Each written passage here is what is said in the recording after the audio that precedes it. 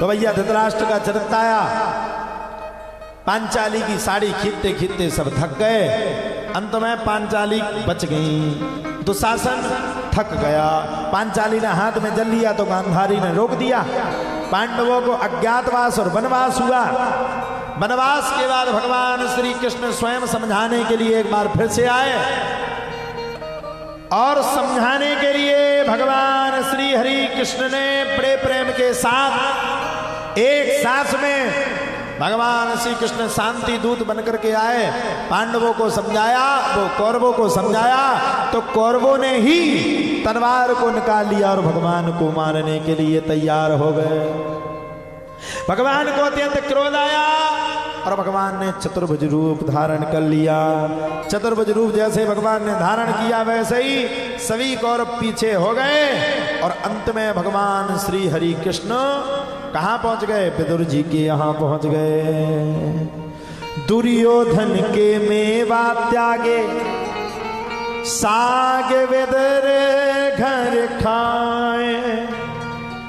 दुर्योधन के मेवा को भगवान ने त्याग दिया और कहां पहुंच गए? साग विदुर घर खाए।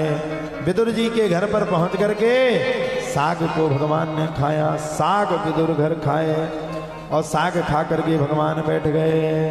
बोलो सच्चिदानंद भगवान की जय। साग भगवान ने खाए, दुर्योधन ने बार बार भगवान से कहा लेकिन भगवान चले गए। रामचरितमानस में लिखा, निर्मल मन जन सो मोहि पावा, मोहि कपट छल छिद्र न भावा।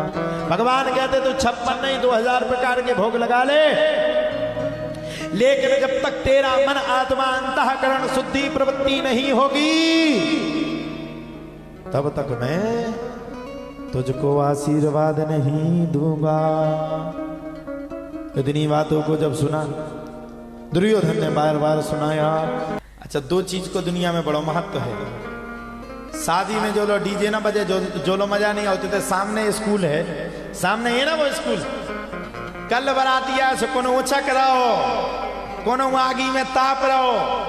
परसों का एक हम ब्याह के लाने गए, हम कहते पृथ्वी पर लौट के आए, सो रास्ता में बराते नहीं आती। एक आदमी दारू पियो हमारी गाड़ी के सामने ठाड़ो। अच्छा, गाड़ी जो बड़ाउती चले जाए, ये भी धुआंधार ड्राइवर है। सो हम सो रहे थे, सो हम उठे, हमने कितने ले जा रहे? बोले वो कह रहा चलिए आओ। हमने वो एक हाथ बचो, अगर नहीं और अंगाई गए तो वो तो गाओ। बोले हो, हमने हम जैसा नहीं है।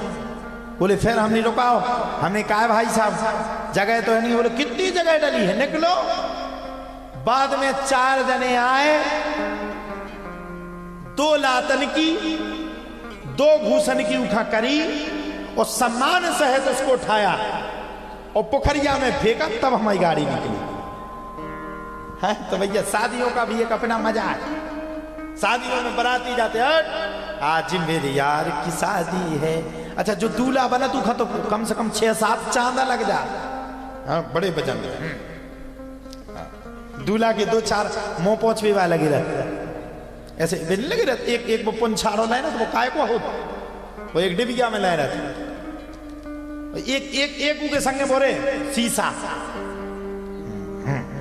फिर चले और दूल्हा खा जो लोग गुस्सा ना है का बजन रत्ना उदना, इतने जल्दी बारात क्यों नहीं की? लेट कर दी बारात, नहीं करनी शादी। 2-4 जने लाला मान जाओ। अच्छा, भी 2-4 जने जो उनमें मान विवाह कस्सू भी मुस्किया होता है, बारे करके बेटा कोई बात नहीं, आज तो गुस्सियार है, ब्याह भर हो जाए तो 1 साल बाद 50 किलो को वजन हो, जब 25 को करे तमाम, चिंता ना करो, हो जान दो ब्याह। और जहां से श्रीमती जी आउती आए हाय, हे भगवान, जहां से वे कहती सुनो जी बाजार ले चलना है मार्केट में, फिर तो जा लगा थे भगवान कबे चले जाए ऊपर। तो अपना अपना आनंद दुनिया में है। बोलो राधे राधे। बाकी शादी विवाह अच्छे होते ऐसा नहीं, गृहस्थ जीवन भी बहुत अच्छा होता। हम भी गृहस्थी हैं, हम भी गृहस्थ, हम भी घर परिवार वाले हैं। गृहस्थ जीवन सबसे अच्छा होता है। अब जब धीरे धीरे ये सब हुआ, भगवान ने पांचाली की लाज बचाई, महाभारत के युद्ध का ऐलान हो गया। इतना भयंकर महाभारत का युद्ध हुआ, इतना भयंकर, इतना भयंकर, इतना भयंकर महाभारत का युद्ध हुआ साहब, कोई सीमा नहीं जिसकी, कोई यथा सीमा नहीं। भयंकर महाभारत का युद्ध हुआ और अंत में सब कौरव धराशायी हो गए। 100 में कौरव के रूप में स्वयं दुर्योधन था। दुर्योधन जाकर के छुप गया।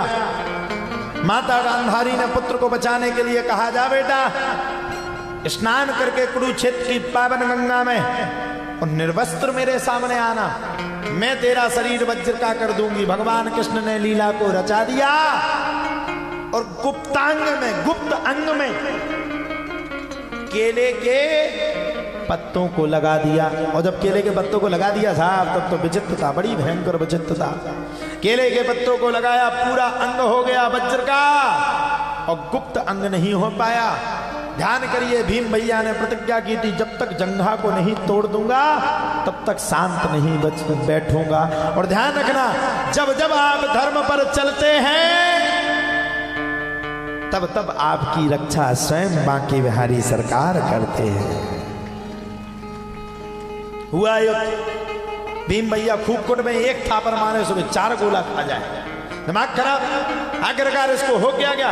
भगवान ने कहा, अहो भीम भैया ध्यान करो, तुमने प्रतिज्ञा की थी कि इसकी जब तक जंघा को नहीं तोड़ लूंगा तब तक शांत नहीं बैठूंगा। भीम ने जंघा पर प्रहार प्रयोग किया और दुर्योधन गिर गया। तो वहीं पर बलराम जी आ गए, अरे दुष्ट भीम, तूने गदाधर विद्या को बदनाम किया है, घुटने के ऊपर गदा का प्रहार करना वर्जित है। भगवान कृष्ण खड़े थे, बारे बलराम भैया, बलदाऊ भैया, आज आप धर्म और अधर्म की बात करते हो। जब पांचाली के केसों को खींच करके लाया गया था भरी सभा में, तब कहां गया था वो धर्म? जब इस दुर्योधन ने कहा था मैं अपनी जंघा पे बैठा लूंगा, एक स्त्री को अपमानित किया गया था, कहां गया था वो धर्म? आज आप धर्म बताने की बात कर रहे हो। बलदाऊ भैया समझ गए, चले गए।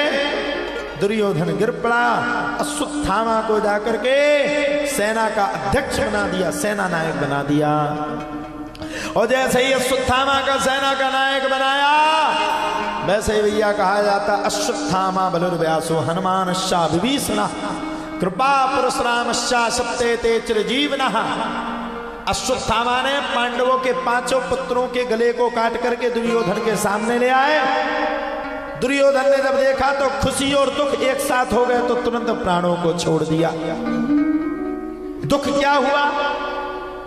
अरे राम राम, मेरे कुल के पूरे वंशज मारे गए। और खुशी क्या हुई? कम से कम पांडवों का कोई तो मारा गया। और तड़पते तड़पते तड़पते तड़पते तड़पते दुर्योधन ने प्राणों का त्याग कर दिया। इधर पांडवों में आक्रोश छा गया,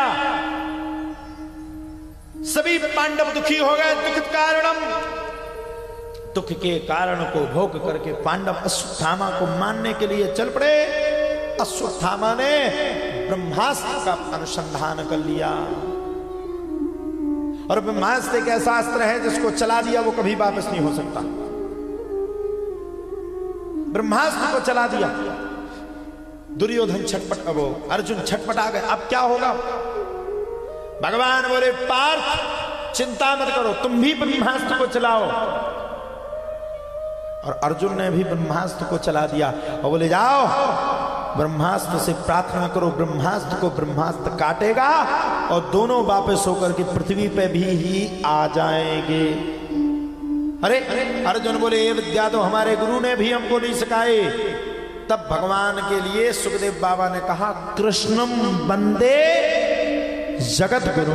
भगवान कृष्ण ही जगत का गुरु है। अंत में दुर्योधन को भगवान ने गर्भ में उतरा के राजा परीक्षित की रक्षा की। और राजा परीक्षित की रक्षा करके अंततो गत्वा भगवान ने अश्वत्थामा की मणि को निकाल लिया और कह दिया, जा तू मृत्यु के लिए तरसेगा लेकिन तुझे कभी मृत्यु नसीब नहीं होगी। अश्वत्थामा बैठ गया। पांडवों ने संपूर्ण कार्य को किया। भीष्म पितामह ने मति रूपी पुत्री को भगवान के चरणों में जगह दी और अपने शरीर को छोड़ दिया। भगवान ने पांडवों को उनका राज दिया और राज्य सिंहासन देकर के भगवान भी अपने धीरे धीरे करके लोक को चले गए। अब कलयुग का आगमन होने वाला था और कलयुग के आगमन से पहले राजा परीक्षित का जन्म हो गया। राजा परीक्षित चक्रवर्ती सम्राट हो गए।